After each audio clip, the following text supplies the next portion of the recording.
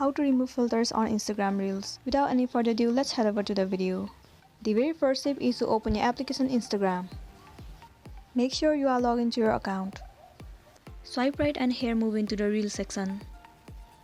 First of all, let's select any of the video from my gallery. So let me select this video. Tap on Add and then tap on Next.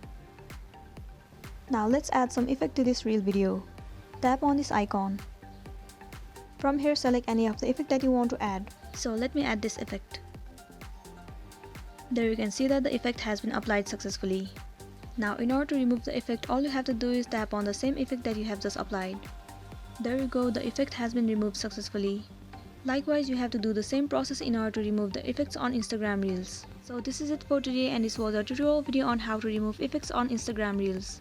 I really hope this video is gonna help you out. Thanks for watching it till the end.